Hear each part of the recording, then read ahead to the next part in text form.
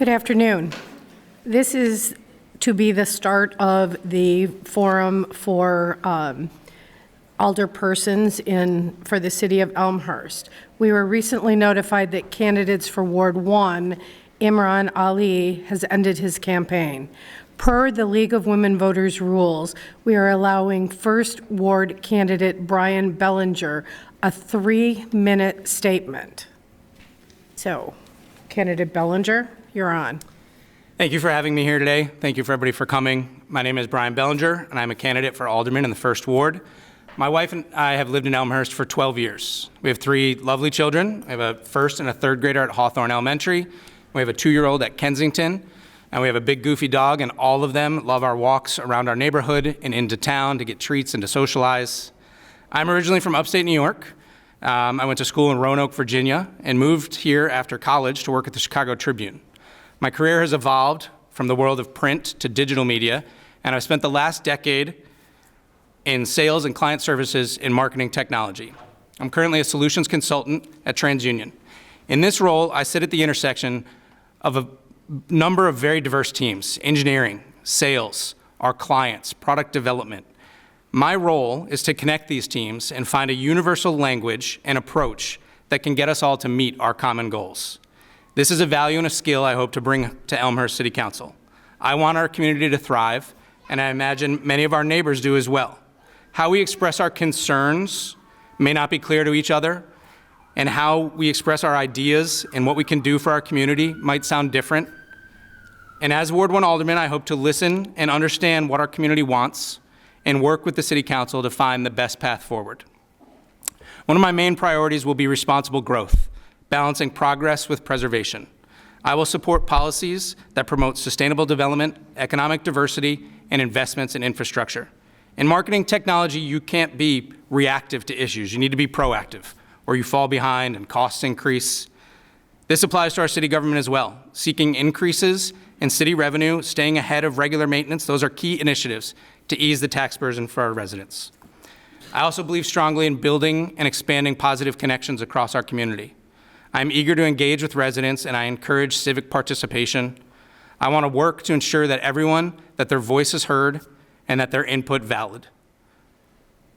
I want to educate residents of the opportunities and services that Elmhurst offers. Finally, I will focus on safety and well-being. A thriving community is one where all residents feel safe, secure, and respected. I want to expand our focus on safety to address additional concerns residents have around housing, financial stability, and overall community satisfaction. When my wife and I moved here, we didn't know anyone. But over the last 12 years, we've built this amazing personal community. You go to the neighborhood block parties and city events, you support local businesses, you get involved at school and with youth sports, you join Cub Scouts and Princesses. Eventually, all of these small communities, they blend together, and you see that the common bond is Elmhurst. It is both a small town and a vibrant city, and I love that. And I cannot think of a better way to continue growing these connections and strengthen that bond than to serving my community. And this is why I would like to be your alderman representing Ward 1. Thank you. Thank you. Welcome to the candidate forum put on by the League of Women Voters of Elmhurst. My name is Patty Lackman, and I am from the League of Women Voters of Central Kane County. The League of Women Voters is a nonpartisan organization that neither supports nor opposes candidates or parties for any office. The League's purpose is to promote political responsibility through the informed and active participation of citizens in government. Providing this forum allows citizens to become better informed about the issues facing their community and to become better acquainted with the candidates running for office. We are happy to provide this service for the community. At this time, I would ask that you please turn off your cell phones and other electronic devices. I would ask that you refrain from applauding or in other ways demonstrating support or opposition of a candidate. No campaign literature may be passed out in the room, and feel free to put on your campaign bling once you leave the room. League of Women Voters of Elmhurst has submitted 3 questions which were given to candidates ahead of time, as well as collecting questions from the community via email. And of course, you in the audience can also submit questions. Note cards and pencils have been provided on which to submit your questions. Questions will be screened only for duplication, clarity, and appropriateness to the office being discussed. Please submit questions for all candidates participating in the forum. Please signal a league volunteer when a question is ready for submission. Also signal if additional note cards are needed. Realize that we might not get to all questions. This is the forum for those seeking to be alderman for a 4-year term in the 2nd, 4th, and 5th wards. All candidates running in a contested race were invited. The candidates have agreed to abide by the rules set forth prior to this forum. They will each present a 1-minute introductory statement. The order determined alphabetically by last name within each ward. Then questions will be asked and each candidate will have 1 minute to respond in alternating order. Closing statements will be also in rotating order. They will be 1 minute in length. Elmhurst residents, League of Women Voters Elmhurst residents will keep time. Raise your hand, timers. And candidates will strictly adhere to the time limits. Please notice where the timers are. When you see the stop sign, you may finish your sentence, but let's not go into another paragraph. Okay, let's begin, and let's start with Candidate Hill. Your opening statement, please. Thank you, and thank you to the League for hosting this forum. I remember 4 years ago it was done virtually, so it's nice to have an opportunity to do it up here on the dais. I've been the 2nd Ward Alderman for 4 years. And actually slightly before that, when I was appointed in 2020 by Mayor Morley to fill a vacancy for Alderman Norm Leader, who departed the council.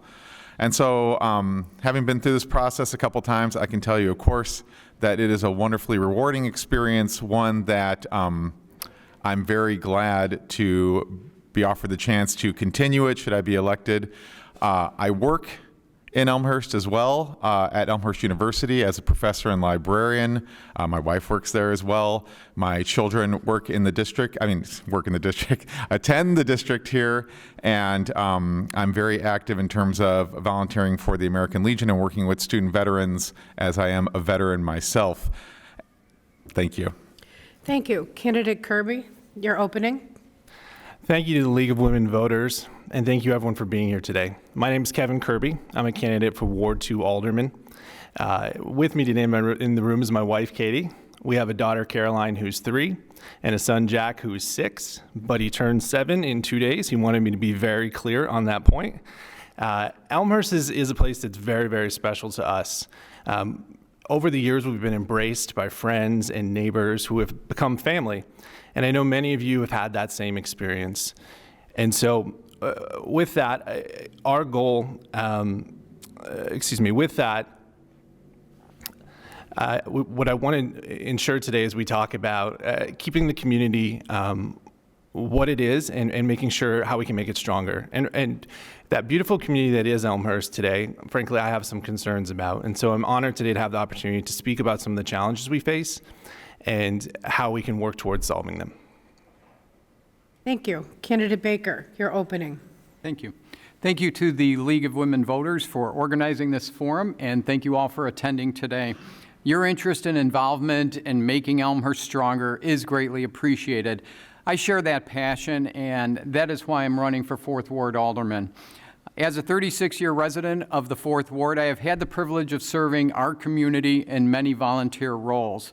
Some of these roles include president at my church, chairing the audit committee at the same church, president of the Elmhurst Heritage Foundation. I have served as chair of development and on the executive committee of the highly successful Elmhurst Craft Beer Fest. Currently, I'm a board member of the United Community Concerns, which provides needed food to local families. My wife, Barbara, is in the crowd today, and she is director of the 4th Ward-based preschool Treetown Nursery School. This provides us a wonderful opportunity to meet new families and interact with many families throughout the 4th Ward. My 2 sons attended Edison, Sandburg, and York. Our residents and our city deserve the best, and I hope to provide that for each of you. Thank you. Candidate Fontana, your opening.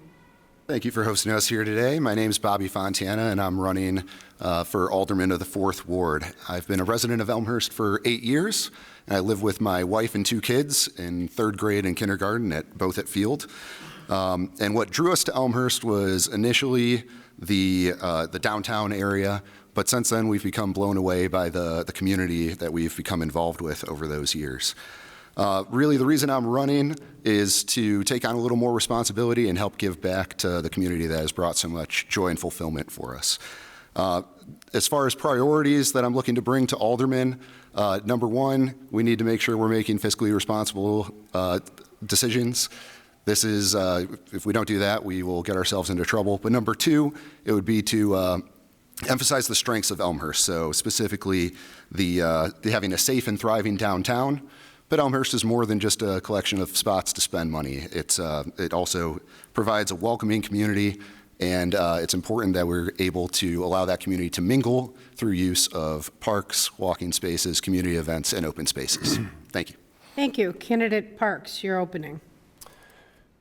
Good afternoon, everybody. My name is Adam Park. I am a 20-plus year resident of the 5th Ward, graduate of the University of Chicago. I have an MBA and an MHA. The MHA is Health Administration.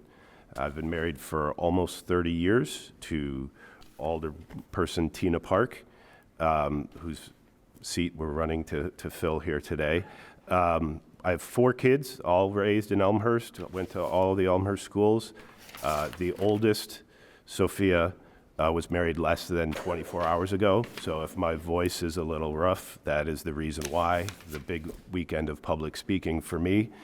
I've always been in the business of healthcare, provider and payer side, currently working for Blue Cross, where my team and I manage large amounts of money for Blue Cross, and so I have the fiscal experience and the passion to serve Elmhurst, which is why I'd like to be your 5th Ward Alderman. Thank you. Candidate Virgil, your opening. Thanks to the League of Women Voters for this forum. My name is Dan Virgil, and I'm running to represent the residents of Ward 5. My wife, Nicole, and I moved to Elmhurst 24 years ago, and we've raised our family here.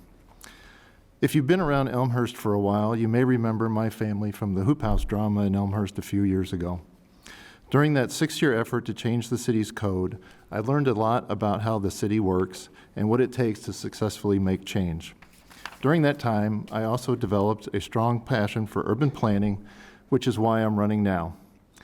I retired a few years ago from a 30-plus year career as a senior technical project manager at a large consulting company.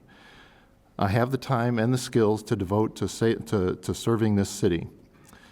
I'm not afraid of rolling up my sleeves and digging in to find solutions. I want to make Elmhurst stronger and more resilient financially, as well as safer and more livable. Thank you. Thank you. First question, we'll start with candidate Kirby.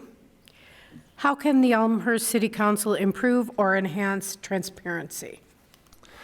Well, I think the City Council does a very good job. I think there's a lot of information that is available on elmhurst.org through board docs. All the City Council meetings are filmed, so there's a chance to see everything. I think part of it is finding the right medium that the audience goes to for this information. So there are certain avenues around social media that could be explored further.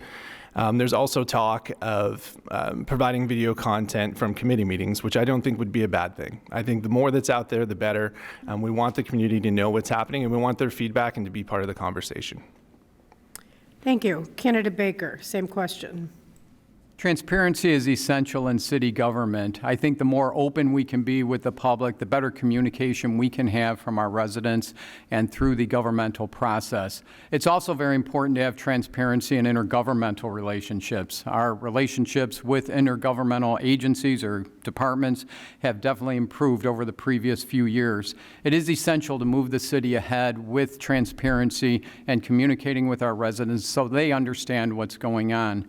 An example of that would be last year, the water rate increase was a surprise to many residents, not only in the amount of that, but what the increase was for. And so I think a lot of the residents could have used better communication as it presents to them. Most of our residents still receive information via the newsletter that goes out on a quarterly basis. Hopefully we can have other means with which to reach residents on the important issues of the day so we can keep in touch and communicate better. Thank you. Candidate Fontana. Same question. So I think this all comes down to communication. So overall, I think the availability of information is pretty well done with agendas, minutes, videos of all council meetings being posted. That's all extremely useful information. I think the challenge is really getting the decisions, the information out to the public, as well as the process that's used to make those decisions so people understand where those items are introduced, what forums the discussions of the pros and cons of each of those items are discussed, and then when that decision's finally made. So getting that process correctly communicated out to the public, I think would go a long way for setting expectations to what information can be found where and when. Thank you. Candidate Park. Oh, okay. I think that the city's doing a great job being transparent. You know, there are laws and statutes and everything which the city adheres. I think that they do a great job with that. But to the average citizen, I think the government can be confusing and a mystery. So I think the opportunity would be more in the education of the public as to how the process works and what types of information is already out there and available to them. So I think the transparency is fine. I think that it's just people don't really know where to look for it. So educating the public, and then some of the efforts that I've seen alder people do of outreach, like having town halls and inviting the public to come and meet and ask those questions and get those questions answered, is a great solution. Thank you. Candidate Virgil. Yeah, so the communication on this is really the key item. As Candidate Park mentioned, you know, it's key that the process of how the government works, how they make their decisions, how they deliberate, things like that, needs to be communicated. That's really important.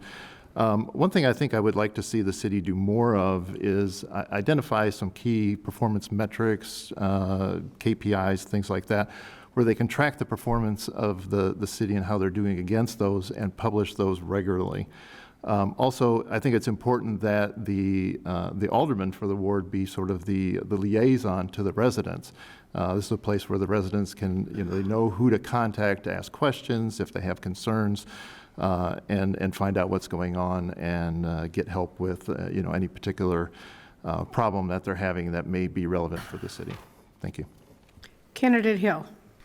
Yes, thank you. You know, as some of the other candidates have mentioned, I think transparency is one part, but communication is another, and that's on us, right, on the council to make ourselves available, right, to provide venues and mediums in which we can be available to communicate things that might be clear to us that we hear on council or through city staff or through things we're deliberating, but we have to transmit those messages. It's on us to do that to citizens.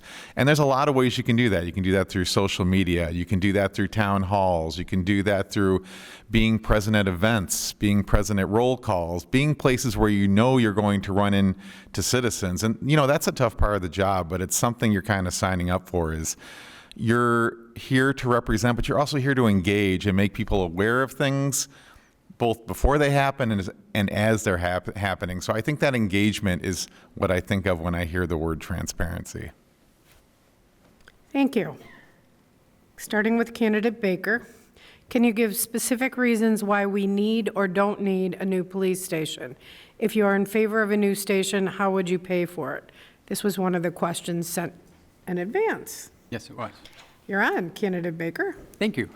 I want the best police department facility we can responsibly afford. That's the key. We need to make sure the new facility is within our means and sensible to do so. I assure you, if approved, I will scrutinize the project to protect our dollars and make sure they are well spent. On a tour, I was able to observe many issues impacting the department from effective modern-day policing. Currently, there's HVAC issues, safety and security issues, lack of proper facilities for our growing number of female officers, and unfortunately, it's non-ADA compliant. A study reported the building has a space deficit of 22,000 square feet. A new building would give our department state-of-the-art facilities, officers that can be proud of their facilities, and very importantly, attract new officers to a fine new building. The funding proposal the Finance Committee provided 2 weeks ago appears to be worth considering. It minimizes the impact on our current residents. With responsible spending, an approved functional police station will strengthen our community for years to come. Thank you. Candidate Fontana. So I believe there are several primary issues with the current police station as it stands, namely safety, size issues, structural and facility issues, as well as secondary concerns like layout and efficiency and older systems. So I do believe it warrants a new police station. Now, I think that is a non-critical need at this time, and that delaying the decision would just get us into further trouble down the line and having to fit this into budgets when it's more critical. So I think now is the right time. It's an opportunity that we can look at where it best lays into our budget, where it best lays into our schedule, and do it in a way that minimizes the impact to the town overall while giving us a new station. So I do think that the proposal that's out there is getting us on the right track and is worth further refinement to get to a solution that works for everyone. Thank you. Candidate Park. So it's obvious we all read some of the reports. We've all got the same facts. So I'd say just the short answer is the current police station's falling apart. And that is, just unacceptable. Like we said, the infrastructure, ADA compliance, all of those things, I think nobody has disagreed with. So I do support it. The new police station in the current location, that the cost of that is approximately $48 million. Any other solution that is less than a brand new building is only a couple $1 million less. And, so it doesn't make sense to me to do anything else. I think the way we finance it, the Finance Committee and the finance team of the city have done a really good job of making a good plan. The city has a AAA bond rating. We can borrow money at a very low rate. And that is important. I think that is a great way to finance it and spread the costs over the people who'd be using it for years. Thank you. Candidate Virgil. Like a lot of residents, I was surprised when I first heard that the city wanted to replace the police station. The building's not that old, and from the outside, it actually looks pretty good. But to better understand whether a replacement was warranted, I spoke with folks that worked in the building, and I took a tour of the police station. I have concluded that the building does need to be replaced for all the issues that have been previously mentioned. Trying to repair it or just put Band-Aids on it, to me, seems like a waste of money at this point. I would like to better understand, what exactly is included in that $48 million price tag. If I were to build two different houses, they could, same size, they could have different price points because they have different options or finishes, things like that. So I'd really want to dig into that $48 million to understand exactly what that gets us. I want to make sure that the new building will be fit for purpose at the lowest price point possible. The approach that the Finance Committee came up with, I think, is fine generally. Thank you. Candidate Hill. So I think this question actually kind of touches on the last one in terms of engagement, because the station has been discussed for quite some time, since 2017 and before I came on the council. So, we have a different constituency since this issue was first brought up, but it's been inherited by the current council. And I will say there's a lot of individual reasons why we need a new station. It's smaller. It's about 2/3 the size of peer community stations. It lacks facilities that most modern stations have, and it even lacks accommodations for, say, female officers, which may have not been quite the situation 35 years ago when the current station was built. So it wasn't built with the future in mind. Also, it's difficult to get state and federal grants for police stations. They're generally seen as being funded and paid for by the community. So that's something where we have to continue to review ways and how we can best afford that station, although we have some great recommendations and a report from the Finance Committee that the Council and the committees just received. Thank you. Candidate Kirby. Part of what we all love about Elmhurst is the ability to take a walk, to be outside in our front yard. And largely that's due to our police force. And frankly, I think we should be embarrassed the conditions we're asking them to work in today. That safety that we cherish can quickly go away. It won't happen overnight, but it can happen over time. We've had 11 young officers leave in the last 3 years because they don't see a future in Elmhurst, and they don't see Elmhurst investing in its police force. The proposal today that's on the table, I think, is exceptionally reasonable. I think it's creative, and they've looked for additional revenue streams instead of coming just to residents. Right now, it's about a $60 per year tax increase over 20 years. The only piece I would like to add, well, I should say, first, I would like to see this voted out of committee. I'd like to see a report written on this and to come before the council shortly for voting. The only piece I would add is I think it would be great to be paired with some new revenue initiatives. I think there's some great things that we could do that within 4 or 5 years would reduce and maybe eliminate the need for residents to be writing any tax dollars towards this. Thank you. Starting with candidate Fontana. How do you propose to finance the train station? You guys are just building everything. Well, I think the first consideration there is schedule focused. So my understanding is that it would require some significant debt, but finding the right time and spot to take on that and fit it into our budgets is going to be the primary concern. Thank you. Candidate Park. I am a big fan of the metro station. Last time I checked, that was the 4th busiest station in the system that is not a termination station in the city. It gets a lot of people coming in and out every day. I think that the train station is an investment in the city of Elmhurst because it can bring people downtown to shop, to live, to eat meals in the restaurants. So I think it's really important that we fund the train station. I know that that the city has done an incredible job of securing federal grants, state grants, other areas where it would minimize the cost directly to the city. And I am confident that an investment in that train station would benefit all citizens of Elmhurst. Thank you. Candidate Virgil. So this is another large project I think it's up close to $50 million on this one as well. I do have some concerns about the timing of this. Given that we just talked about the police station also being another big project that the city is looking to do. The police station has a number of defects. The train station, although it's old and it's a little bit small, it doesn't have any significant defects. So I'm a little concerned about jumping in to do the replacement of that. I know there are some grants available to cover the cost. I am also a little bit concerned that the cost could increase over time, given that we've got multiple agencies that have to be involved in the process between Union Pacific, Metra, the Illinois DOT, as well as the Illinois Commerce Commission. So I think I think generally it would be good if we could wait on this a little bit. I'm not sure if the grants will be available, but if we can, I think that would be the best way to go. Thank you. Candidate Hill. Thanks. So I'm a little conflicted on this one in the sense that we do have quite a bit of grant funding already secured to pay for the station. And so our portion of it is minor compared to some other, well, less major compared to some other projects.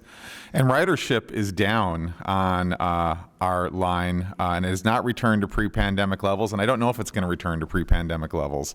So one could say that the current station is kind of up to the task of supporting the ridership that's there. That being said, I don't want funds to expire if we're not using them. And there's also questions about the Union Pacific having the right of way there in negotiations with them as to putting a station in. So that's ongoing. So with all that being said, I'm not sure where it's going to land, but I like our current station, and I'm not completely convinced of the need for a new one at this time. That being said, we're moving forward with it. Thank you. Candidate Kirby. So as everyone has said, this is largely a grant-funded project, and so I think it'd be great that we access those grants and that we start that work. I think, as Candidate Hill mentioned, ridership is down since the pandemic, but I don't look at the train as just ridership commuting to and from the city. It really is the gateway to our city. People decide if they want to ride the train and they want to have dinner in Elmhurst. Their first impression of Elmhurst, many people, is from that train. And so I think it's vital that we have a station that welcomes them to Elmhurst. We have vitality in our downtown, and it's just critical. So I think it's something that we should continue to move forward to, and I'm grateful for all the work that's been put in to secure those grants. Thank you. Candidate Baker. Thank you. I'm grateful that we have the opportunity to build a new train station, to look at police stations, and to have development in our city. At the same time, we need to be wise with our dollars and make sure they're most effective. Most of the grant money, as mentioned, is already secured for the train station. This not only provides an opportunity for the city to grow by people seeing our city. The Elmhurst History Museum had a project that they put off for a while because of pandemic and so forth. Costs on that went up of around $200,000. And if we continue to put these off, we're going to get behind the 8 ball in terms of the funding for these projects. We can only hope that the people that come to our town use our parking garages, which also generates revenue for us in town, that it also provides the tourism aspect of people coming to visit our town and seeing what it's like.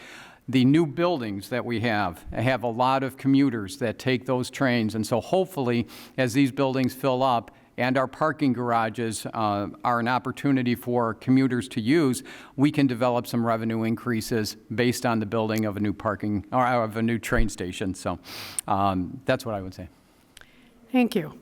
As a side note, I get on this train line in Geneva, and because of the stops in Elmhurst, I have decided to eat dinner at several of your restaurants. So kudos to you guys. I love Elmhurst. Welcome. Even though I'm from way west. Okay. Should the city financially support the Elmhurst Performing Arts Center? And let's start with Mr. Candidate Park. Sorry. That's okay. That's a good question. I think that it is, I'm excited about the opportunity for the Performing Arts Center to come to Elmhurst. I think it ties in with some of the downtown development of the train station and everything else. I'd love to be able to see, some concerts right downtown and in slightly larger venues. I'm not sure if that is something that the city should necessarily invest in. I think that it's, from what I have heard from that group, that they have been securing some investments in the private sector, and I think that the city should definitely support in any ways possible. But as far as an actual direct investment by the city in the center, I'm not sold on that yet. Thank you. Candidate Virgil. So I'm all for the Performing Arts Center. I think it'll be a great addition to the city. But similar to my point here, I'm not sold on the idea of the city providing funds to it. In thinking about this question, I go back to, what is the main purpose of city government? And that's to pool the resources of the residents to provide services such as police and fire protection and infrastructure, like streets, water, and sewers. I don't think the Performing Arts Center fits within that purpose. If the residents wish to support the Performing Arts Center, they can donate directly to the nonprofit organization that's working on this. But I don't think that it makes sense to take the residents' tax money that they're giving to the city to, to do those things, infrastructure and services that I mentioned, since that's not the city's main mission. Candidate Hill. So the council had an opportunity to go out and visit Arlington Heights, which has its own performing arts center, and we got a good tour of that facility and heard from the people that manage it. And for those not aware, they are supported by the city. They require city funds to remain viable. And it's part of our one of our strategic plan goals, which is supporting recreation and cultural activities. I think that falls under that. That being said, I don't want and would not pursue a performing arts center that needs city funding to remain viable and solvent. And moreover, I'm not necessarily concerned that that's going to be where it's going to end up. I have faith that those that are pursuing the Performing Arts Center are going to create a situation where it is viable. And so I think one of the ways we can support this is actually engaging the community with more reasons to come downtown, right? That's the way we can support it. How can we help encourage residents to come downtown and try out not only our other businesses, but also be a part of the performing arts community down there by participating and visiting shows. Thanks. Candidate Kirby. The idea of a performing arts center is excellent. Bringing revenue, bringing additional people to downtown Elmhurst is excellent. At this point, this is really a theoretical question without any sort of numbers or any sort of figures in front of us. It's really hard to say what would be reasonable to support and what would not be. I think this is something that ultimately will be privately funded, and I think that's wonderful. And that's how a majority of these types of performing arts centers are. But as has been set up here, I think our focus needs to be on critical infrastructure and making investment there before we analyze something like this. And if this were to be analyzed, we'd want to make sure and have an estimate of what type of revenue it could bring back to Elmhurst as well. Thank you. Candidate Baker. Thank you. As far as the Performing Arts Center, the committee for the Performing Arts Center was formed some years ago, and they've been incrementally having fundraisers, raising money on their own, acquiring property to do so and move forward within. They have a structure, I would imagine, that's in place, and they have been operating with that, with fundraisers and so forth. I'm not sure and probably don't think the city has a place to be involved with that at this point. If there's isolated opportunities to look at, to partner with them on certain things, that would be great. Again, with our downtown offering such opportunity, I think there's a natural draw for those that are involved with the Performing Arts Center to have people attend and enjoy the downtown area that they're in. We have to think about the things that we get involved with as a city, with the basic needs and services that we need to offer. Is this one that we need to take on? So at this point, I would say it's something that maybe can be looked at on a limited basis, but as far as a partnership, I'm not so sure that we want to go that route at this point. Thank you. Candidate Fontana. So I love the idea of a performing arts center. I think it would be a boon to our downtown. That said, I don't think there's any need for direct support from the city on this. I think it's largely a private concern. Now, there are indirect things that we can do to help support. I think there's some talk about negotiating a deal for some neighboring land that could give them the space needed to build what they're intending there, as well as actively coordinating approvals and things like that to get the project through and completed in a timely fashion. Thank you. This one's a two-parter, and you get a minute and a half. Okay. In considering the three projects we just discussed, the train, police station, and the Performing Arts Center, how do you address residents' concern that property taxes are too high, one, and how do you ensure that there are no unnecessary delays while guaranteeing oversight?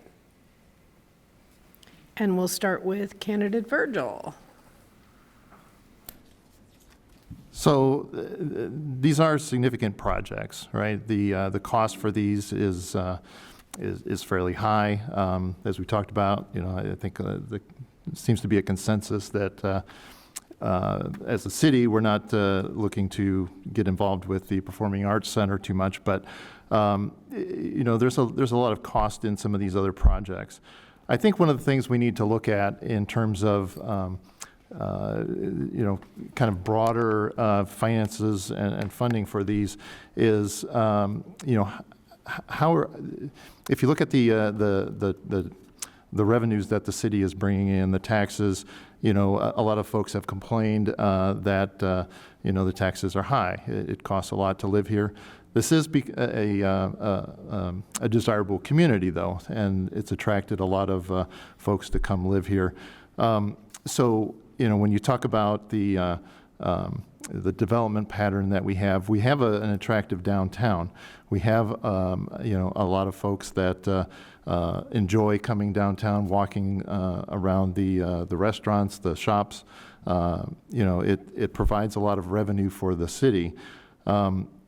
In terms of delays, I mentioned the train station. I'm a little bit concerned about the coordination of the agencies for the delays on that. Or it could be delays on that. The police station, I think we need to, just go ahead and move forward with and push forward. Yeah. Thank you. Candidate Hill. Thanks. So part of the process of coordinating these projects is reflected in the annual budgets that we pass every year in December. So I think that really provides a chance for the council to have some oversight, input, and really see how these projects are scheduled or if they're not scheduled. With respect to delays, I think a lot of the materials costs that have inflated the cost of some of these projects have already come to pass. So in this case, I'm not sure delays are really working against us. Sometimes I think delays are valuable in that they allow committees and council and aldermen more time to reflect, more time to hear more viewpoints, more time to investigate more avenues for options with respect to these projects and others, right? It also gives more time for community engagement, right? To hear from your constituents and hear what they think about these projects. So sometimes delays aren't necessarily a bad thing. With respect to property taxes, we have not increased our property taxes in a long time. The city's portion, now many of these increases that come to residents, the vast majority of them are of course related to district taxes, right? Our portion of those taxes is a small fraction, and that being said, we haven't increased taxes in quite some time. In fact, the first proposed tax increase is the one related to the police station, and that has not been finalized yet.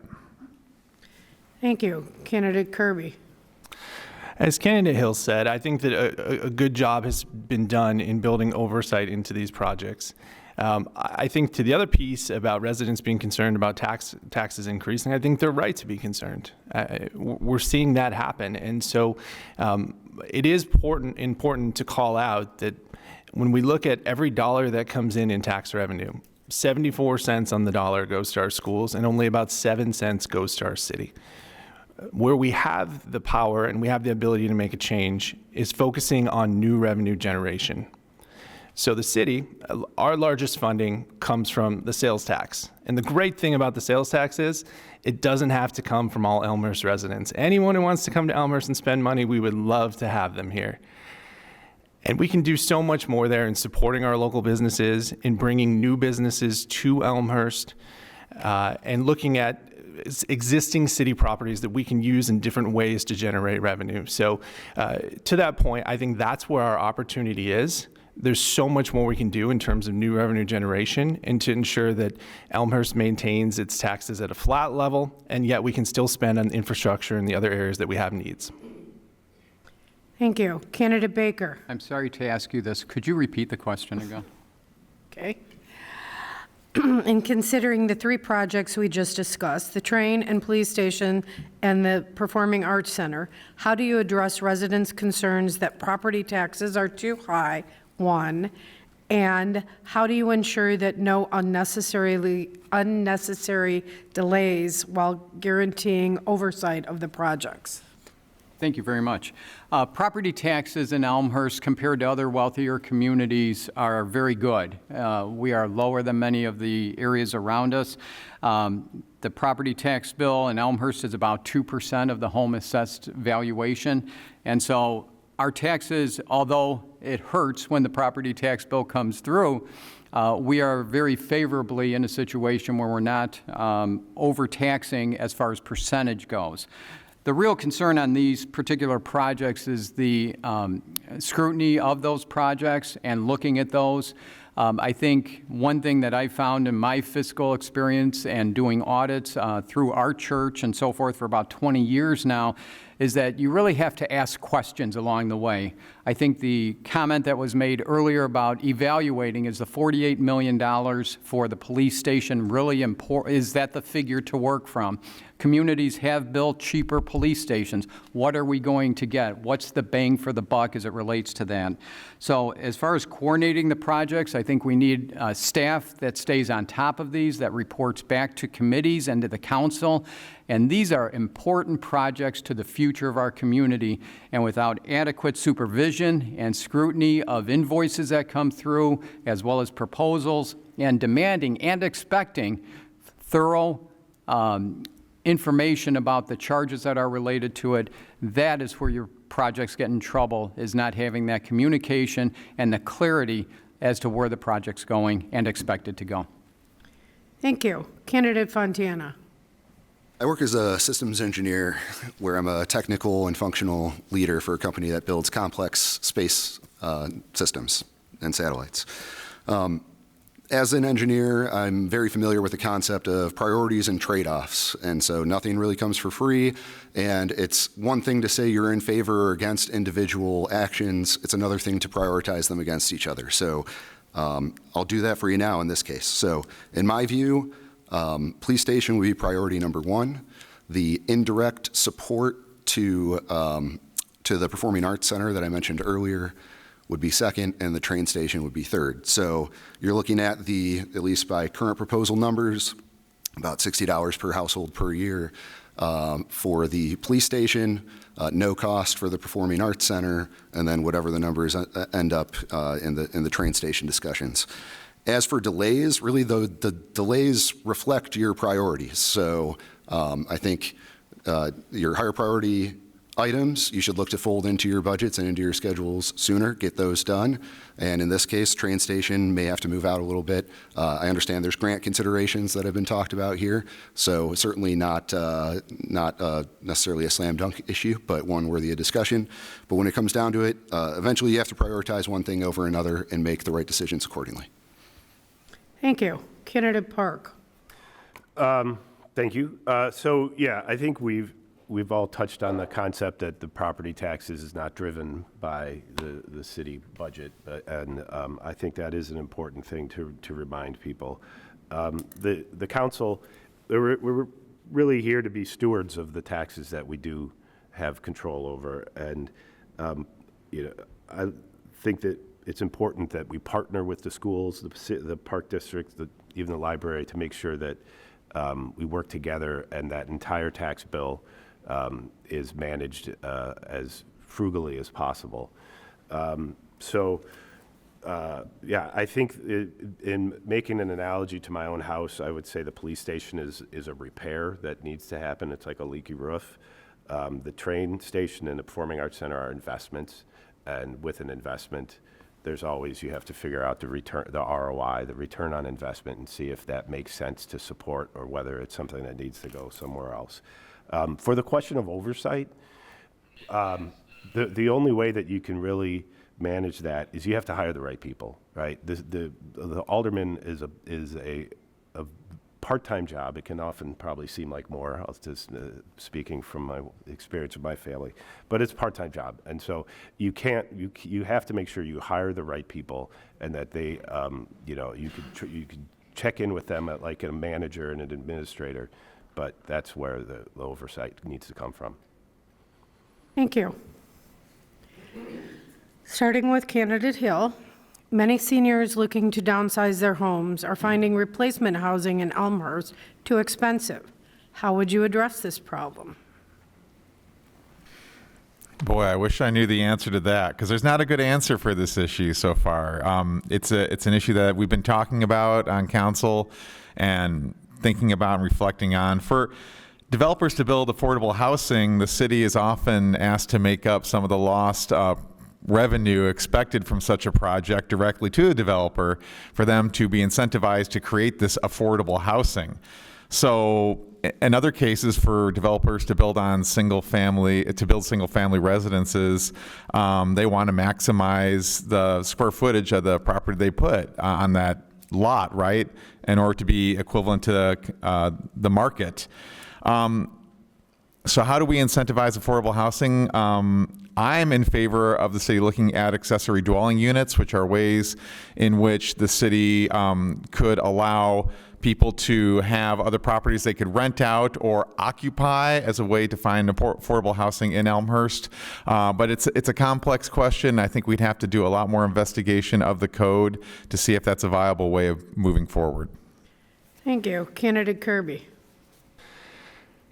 Yeah, this is a very important issue. The boom in the real estate market is a gift and a curse. So it's a gift that when one of us wants to go sell our home, we're probably going to make a profit on it. It's a curse when we want to buy back into this market, we're going to have to pay an elevated cost. What I've heard from seniors much, much more than this is that by no fault of their own, they feel as though they're being pushed out of our community. As costs go up and they're on a fixed income, they're not able to maintain it, and they don't have a choice but to sell their house. Now, yes, thankfully they will get a profit, but it's not the right thing to do. And so this is why I've talked about this a little bit today, and I'll continue to talk about it, is we have to focus on new revenue generations so that we can help our seniors who by no fault of their own are feeling pushed out of Elmhurst. That can't happen, and that won't happen going forward if we do things the right way. Thank you. Candidate Baker. Thank you. Housing in Elmhurst is a sought-after commodity in any age group we have.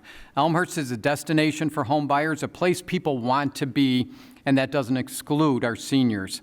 Likewise, property values have increased, benefiting residents and raising the cost to buy a home, making it especially more difficult for those, or impossible, looking to downsize. There becomes a dichotomy between high home prices and affordable housing.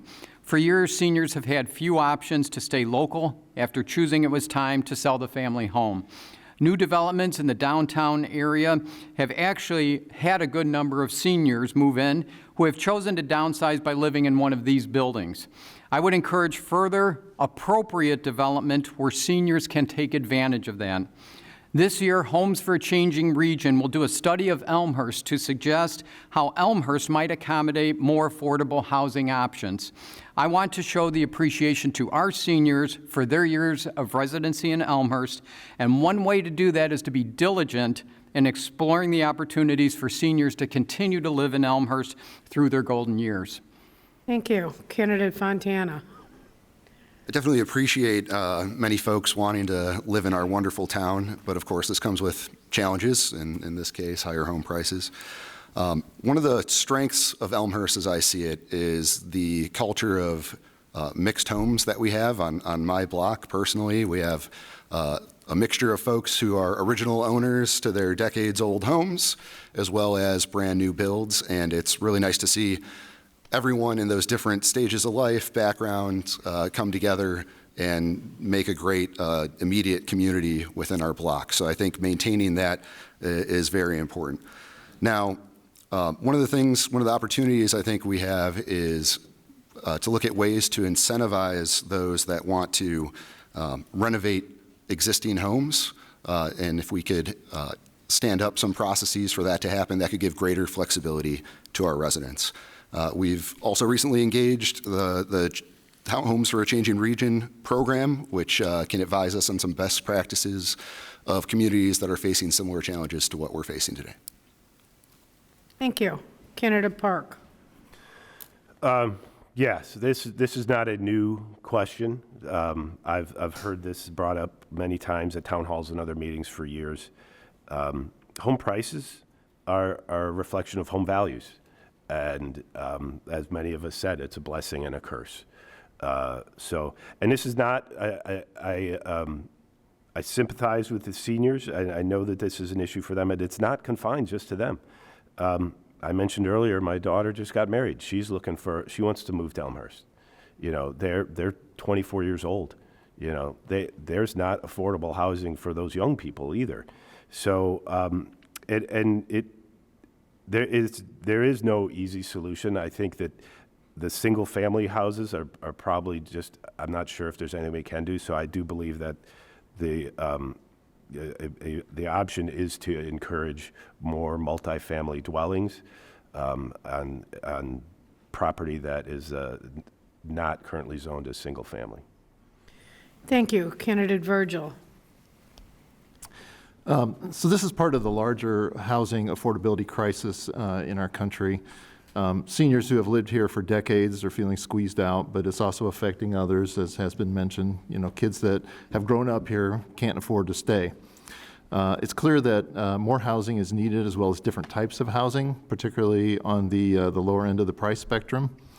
I think we need to look at other options. It might be a bit controversial, but one option I think we need to look at are ADUs, the accessory dwelling units. These can provide more affordable housing and income for house-rich and cash-poor residents. These have been around a long time, but were mostly outlawed in the U.S. in the middle of the 20th century. Right now, there's a trend underway to bring these back. Numerous municipalities have allowed them. 14 states, 12 just in the last 8 years, are now allowing them. And the AARP also supports them. Thank you. Thank you. Many residents are complaining about their increasing water bills. Why do the bills keep rising, and what can be done? Starting with candidate Kirby. So if we look at the increase in the water bills that took part earlier this year, it was largely for infrastructure.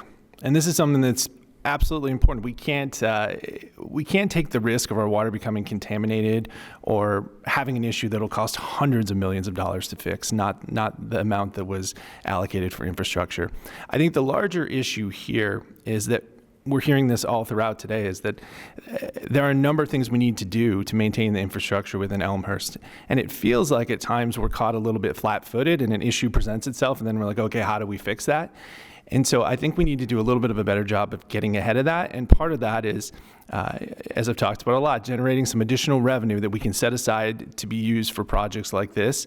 Again, I don't know that we can generate at a rate that will cover everything for all of time, but we can generate enough to at least get us started so that when things come up, we do have a rainy day fund and we're prepared. Thank you. Candidate Baker. Thank you. This week I received my bi-monthly water bill, and I asked my wife, how could this be so high? She's used to me asking questions of her that seemingly don't have a good answer, and I'm sure many of you are in that same position. Some residents I've talked to have adjusted their behaviors to keep the cost in check. The increase last year was huge, but there is some good news. An increase is not expected on this year's water bills. Water is not a profit maker for the city. Residents only pay what's required to keep the system running. There's also several pressures on rates, including the City of Chicago's charges, their rates on water. There's government mandates on phosphorus removal and lead pipe replacement, all of which may lead to higher rates in the future. We need to keep our infrastructure up to date to minimize the cost of paying for water that's leaking out our old pipes. The Finance Committee is also looking at tiered water rates, which may save residents some cost. We can hopefully minimize our increases by scrutinizing our administration of the water program through constantly reviewing the efficiencies of the systems involved. Thank you. Candidate Fontana. This is one of those crucial needs that we needed to take action on immediately. So while that water rate increase was certainly a hard pill to swallow, the needs for water treatment plants and replacing old water mains was one that had to be done. So I thought the city's approach to funding this in bundles got that increase in to a necessary level, but it looks like the plan forward would be to maintain or have only small increases from here as we work through the remainder of those projects. I do like the idea of progressive water rates where your rates would increase only a small amount for your initial water usage, and those increases would get larger as you use more and more water. I think that is an interesting idea that, depending on the particulars, could help lower the burden to many residents on water costs. Thank you. Candidate Park. So yeah, this is something that another thing that I feel very strongly about. When you get your water bill, you're not just paying for the fresh water in, you're paying for the dirty water out. And starting 10 years ago, the city did a great job managing and mitigating the stormwater above ground. That water's all got to go somewhere. And I was told by city employees that for every 4 million gallons of water that we bring into the system, we are taking out 6 million. So that shows that the pipes are leaking, stormwater is getting into the sanitary sewers, and a lot of our pipes are 100 years old, and that's longer than they're designed to last. So this is another, I think, with like the police station, this is a repair that needs to be invested in to invest in the future of Elmhurst, and for people who are looking for alternatives to ways to limit their water usage, I would start with their teenage children and try to get them to shorten their showers. Thank you. Candidate Virgil. Yeah, nobody likes the high water bills. Unfortunately, I think we've gotten a little bit behind the curve on keeping the system up to date. A substantial portion of the city's water mains are already past their 100-year life expectancy, or will be in the next few years. I know the city needs to replace some of the older equipment at the water reclamation facility as well, and they also have to meet a federal mandate to remove phosphorus from the wastewater. Many folks have complained that the city's bills are higher than other surrounding communities. I think this is generally, though, because more of the city's pipes are older than some of the other places. Given the criticality of the water supply and our infrastructure, I'm not sure there's that much can be done at this point to reduce the cost. Ideally, the city would have built up reserves over the decades to prepare for the eventual replacement. Going forward, I think it probably makes sense for us to do that. There may be an option at some point to look at other sources, which may be cheaper, and I think that's something we should consider at that time. Thanks. Thank you. Candidate Hill. Thanks. Candidate Virgil and some of the other candidates kind of point to some of the reasons we're facing these rising costs, which of course is the age of our pipes.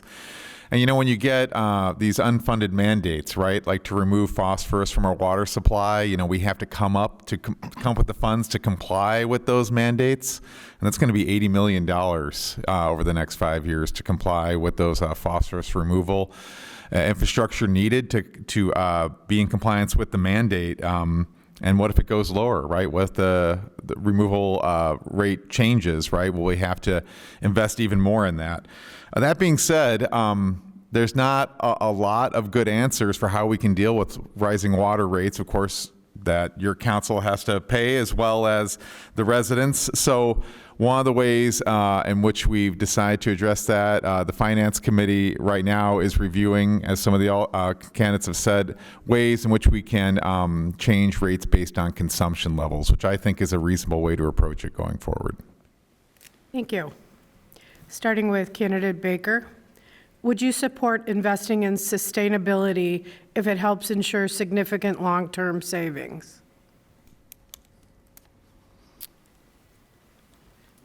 It's a very good question, because we have a situation in the Fourth Ward of preservation, of trying to maintain our resources as we have them.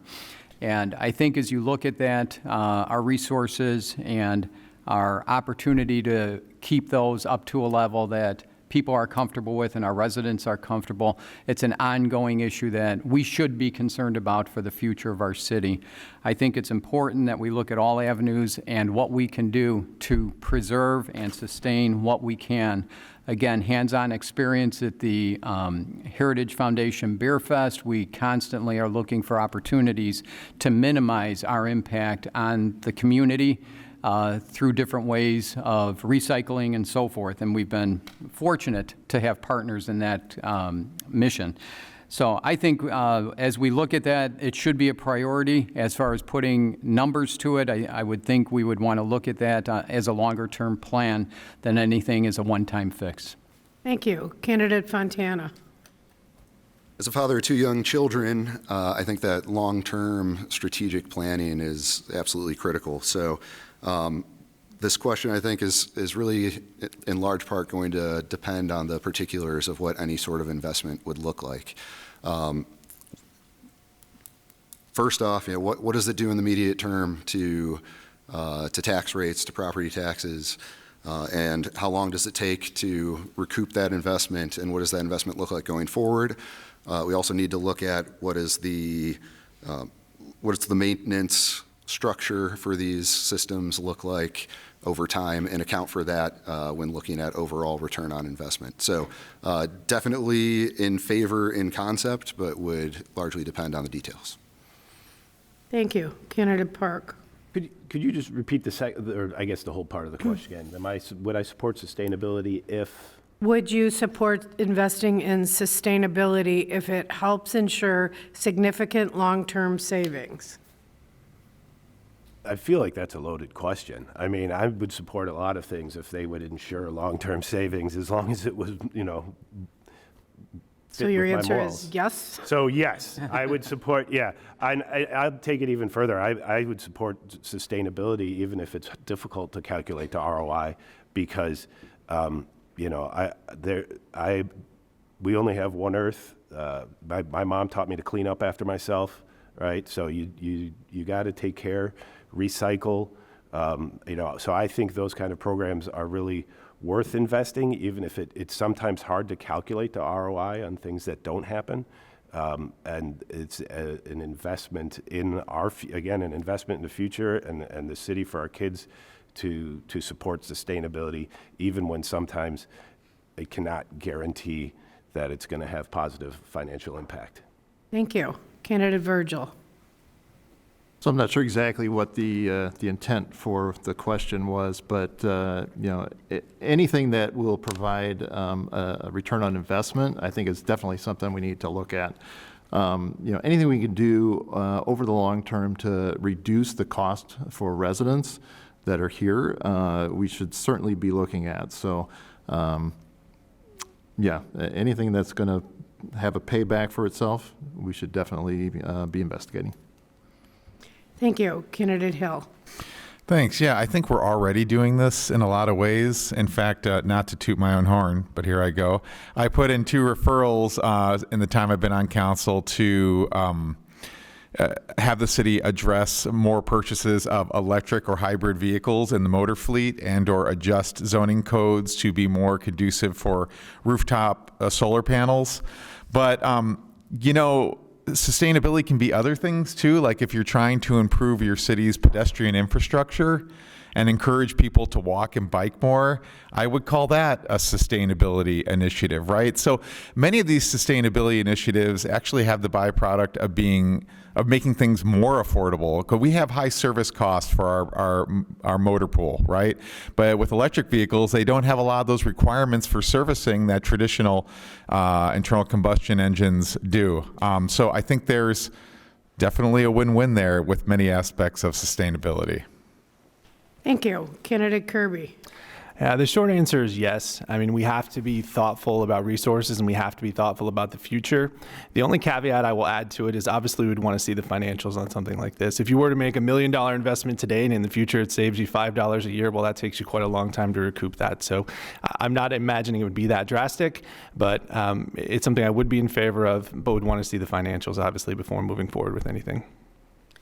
Thank you. 2 more questions. Starting with Candidate Fontana. Do you support permanently maintaining the city-owned land to the west of the old hospital as open space? Yes, I do. So I live about a block from that space, actually, so it's very easy for me to say, yeah, I like it, let's keep it, but that's not how I came to this decision. I did take a serious look at the proposal for selling that, just so everyone's on the same page. My understanding is that's no longer in consideration for funding the police station, so it's off the table there, but there's still a longer-term question that needs to be addressed. When looking at the proposal, I think there's a few risks to it, namely, I'm not sure that the numbers specified in there are really achievable. There's also secondary considerations as to congestion and traffic that's a major commuting area to get to field school for many families. So when looking at the benefits, it's a space that's used daily to mingle with your neighbors, something to do to get into nature, something to meet your neighbors where you don't have to spend money while getting together. I think the benefits outweigh the costs, but we need to find a stable long-term solution so this doesn't keep popping up every year. Thank you. Candidate Park. I would say that I do definitely support that open space as it stands now. I think I would pause when I say permanently. I wouldn't say permanently. I think the land is a major resource. Elmhurst is landlocked, and so they're not making any more land. So it's incredibly valuable, and I think the city should be very cautious before they sell off any parcel. I would include this on 180 Park. I mean, that was the one thing about the police station that just made me, I'd like to maybe dig into a little bit more and figure out if there's a way, because once you sell it, it's really hard to get it back. It's a great asset. It's something to really save for a rainy day. So I definitely support that, maintaining that as an open space for the foreseeable future. Thank you. Candidate Virgil? Yeah, I also support maintaining it as green space. If you look at a map of the area where that property is, there aren't any other nearby parks within several blocks of that area. So, I think it's kind of a nice amenity for that neighborhood. I think it makes sense. I do think we need to take a look at, some options, though, so that the city is not on the hook for maintaining this property long-term. That it could involve some sort of, transfer or sale to the park district or, some other entity that, their purpose is maintaining, parks for the community. So I think that's something else we should look at. Thank you. Candidate Hill? Well, frankly, I don't know. I'm conflicted in a number of ways. Of course, I love the idea of open space and access to nature. I also wonder how we're going to pay for future developments, right? Sometimes these assets, and I'm not necessarily talking about open space, but any assets, we talk about how we're going to pay for these, how we're going to avoid raising property taxes. Those are assets. They're part of the consideration. So I'm not closing the door on any of those asset discussions, to be honest about it. Another thing is that these are, what is it going to be, the open space? Is it going to remain as undeveloped as it is, or is it going to be developed as a park? And if it's going to be a park, we've wrestled with a lot of other neighborhood parks, is parking. How do we handle parking there? Is it for everybody? Is everybody going to have access to this park? And if so, how do we provide parking for it? That would be a question to be answered among many others were we to keep the open space. And I'm not saying those are things that are going to make it untenable, but I just want to show the conflict and thoughts that we have and reflection that it takes when we think about these issues going forward. Thank you. Candidate Kirby? I do support maintaining it as a green space. I think there are other ways that we can generate revenue, and I think that once it's sold, it's gone. It's a one-time play that we would have. It's not something that's going to produce revenue year over year. So I do support it both from an environmental standpoint and also from an economic standpoint. I think there's other ways we can come up with other additional revenue streams that would be recurring. Now, in terms of just the second part of the question I want to address is the permanence of it. I think you can't say permanently that you're ever going to do anything. I think that if I had told everyone in this room that 5 years ago you'd in a couple weeks be going to the grocery store wearing a mask and gloves and be afraid to be near another human being, you would laugh at me and say, what is wrong with this guy? So we don't know what the world will bring us in the future, so you can't say it permanently. But in the near term, I think we should preserve this green space. They're not making any more of it. Thank you. Candidate Baker. Thank you.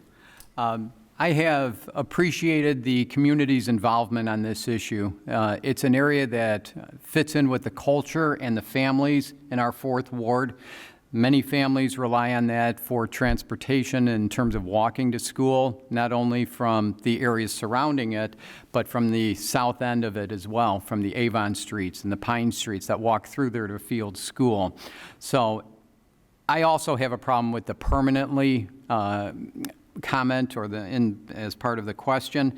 I always think that the city has to look at assets when there's something that they need to do, that they need extra revenue. The list of assets are many in the city, and I'm very pleased with the proposal that's out there right now that does not include this particular land. People have also wondered how this is a park, how this is something that we should hang on to when there's no parking, when there's no children's accessories in the park, et cetera. Well, there's different things that make a community, and I think the green space in that area definitely is part of the community. It's the fabric of the community, and it's something that when this new development went in, that people knew was there. We don't need to go backwards and perhaps have an overdevelopment in that area, which would then cause flooding, which we fought so hard when the development was built there. Thank you. Last question, starting with Candidate Park.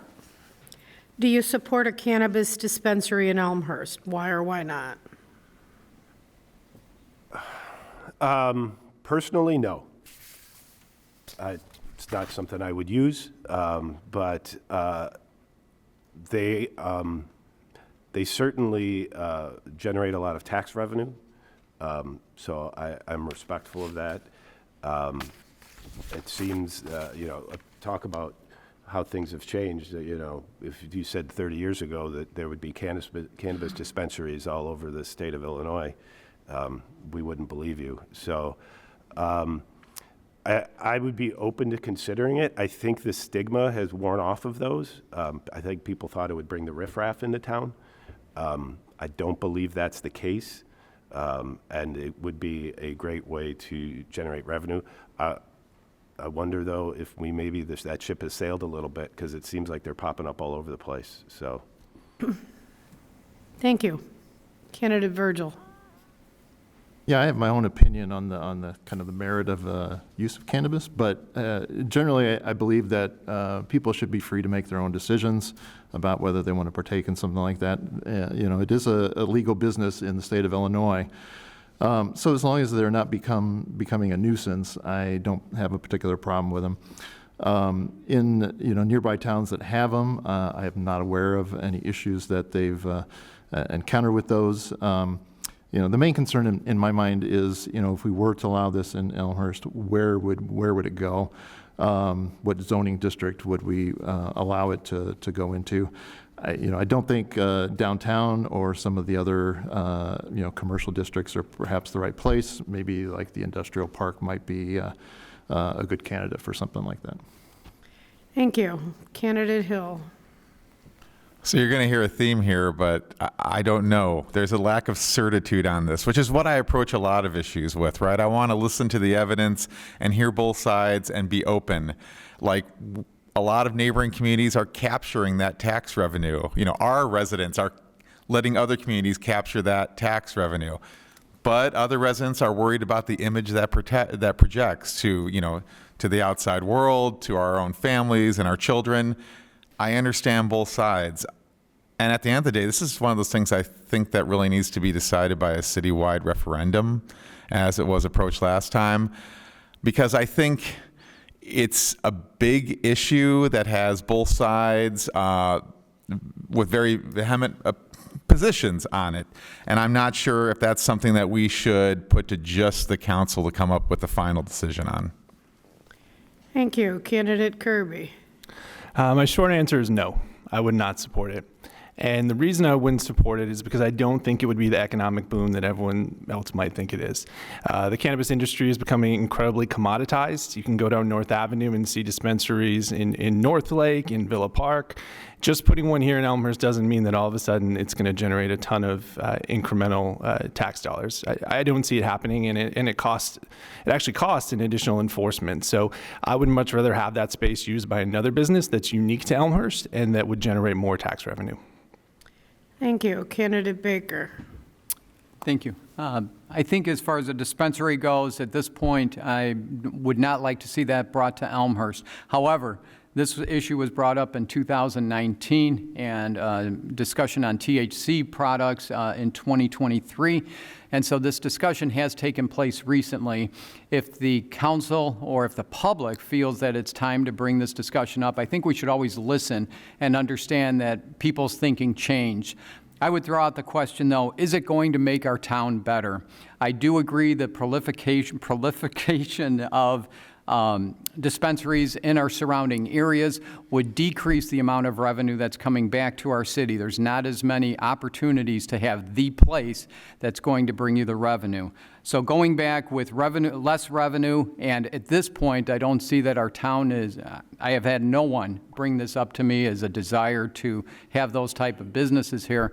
And until we look at this further, I would continue in that same vein and look at that as an opportunity for the future, but not at this point. Thank you. Candidate Fontana.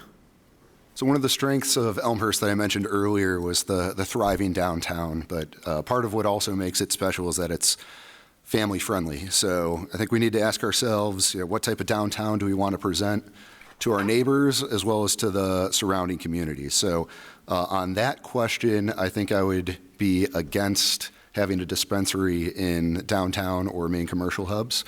I'm open to allowing one in other areas of the town, but I do think we need to be cautious. There's definitely a sense of diminishing returns as so many of these dispensaries pop up across the region. So I do like the idea of a referendum to see where our town is as a whole, and if there's strong support for that, that's something that we could take into consideration. Thank you. And now we'll start with our closing. 1 minute each, and we will start with Candidate Virgil. I'd like to thank the League of Women Voters for this opportunity and all the candidates for this discussion about our visions for Elmhurst's future. My priorities in this election are fiscal responsibility. I will always respect that the source of the revenues that the city receives is the taxpayers' hard-earned money. I will push to ensure that the city uses this resource as effectively and efficiently as possible. Number two, safer streets. I've heard over and over from residents in Ward 5 about the need to slow down cars on our residential streets. We need to ensure that our children, as well as pedestrians and cyclists, are safe. Number three, being responsive to the residents. The city's government is to serve the residents. Many residents feel that the city's government is not responsive to their concerns. I understand. I pledge to be available to hear residents' concerns and work to find solutions. Thanks, and please vote for me, Dan Virgil, for Ward 5 Alderman. Thank you. Candidate Hill. Thank you. Three things I'd like to close with. One, as I've said before, I hope you can see I come at issues with an openness, a lack of certitude, and that's my position as a librarian and a researcher, is that I want to listen to the evidence that's presented and do the research before I develop a certitude about a topic and feel like I know exactly what the right answer is, and I always approach every issue that way. Number two, I think the city needs innovation, and I believe I've actually sponsored more aldermanic referrals. Those are referrals to look at an issue and have it reviewed by council and committee. I think I've sponsored more referrals or been on more referrals than any other alderman in the last 4 years. So I believe I demonstrate innovation. Third, I don't know if it's a secret, but academic librarians don't make a lot of money here. So one of the things I think I bring is that I represent an aspect of diversity that's often overlooked here in Elmhurst, and that's economic diversity, diversity of income and households. I feel like I am well placed to represent both the not so well off and the well off in Elmhurst. Thank you. Thank you. Candidate Kirby. Thank you. I want to say thanks again to the League of Women Voters and everyone in attendance for being here today, and everyone who hopefully watches this online. But I want to give a special thank you to everyone on this dais and all the aldermen who came today, and the mayor for being here. It's one thing to sit at home and shake your fist and say, boy, I'm really frustrated with the direction of things, and it's another thing to step up and try and change it. So I'm so grateful for all of you. As we've talked about a lot today, there are some big investment needs and investment decisions we have in Elmhurst. And I don't think we can get where we want to be without additional sources of new revenue coming in. I have over a 20-year history, a 20-year career of successfully generating new revenue for businesses and finding new ways to bring revenue in. And I'd love to bring that experience and that success here to Elmhurst so that we can keep this the thriving and wonderful community we all love. Thank you. Candidate Baker, your closing. Thank you. I am deeply grateful to everyone that's attended today. Thank you for that, and to the League of Women Voters for putting on this forum. My family years in Elmhurst have been instrumental in shaping my growth and understanding of our community. The 4th Ward has actually given me countless numbers of cherished memories and experiences. Together, I still believe all of us can generate and do great things for Elmhurst.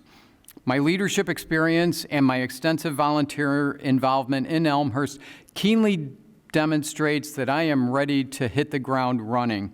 I would be honored to represent our residents on City Council.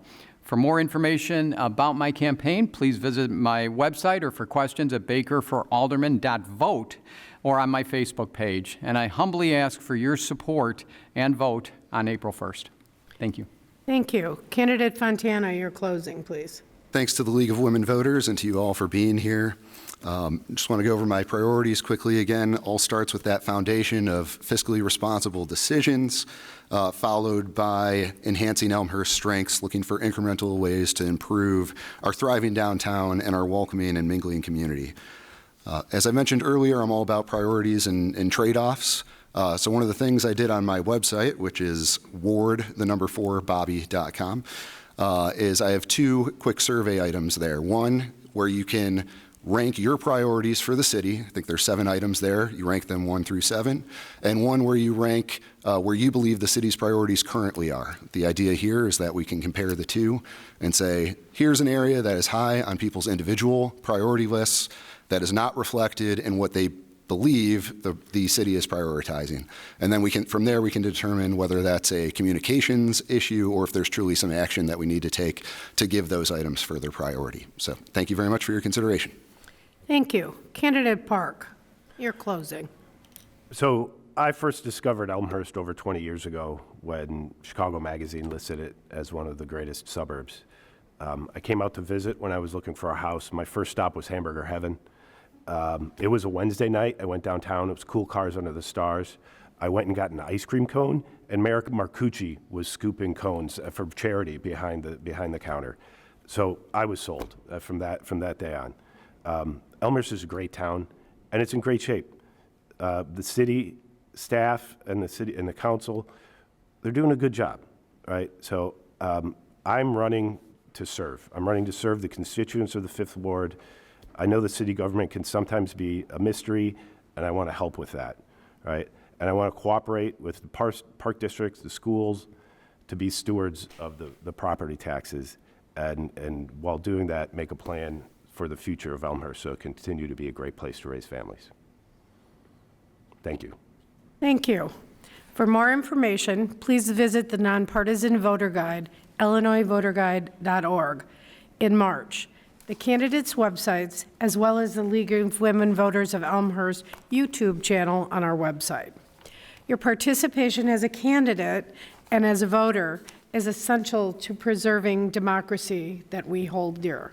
Please remember to vote on or before April 1st, as one vote can decide the election, and that one vote could be yours. I want to give a round of applause for everybody.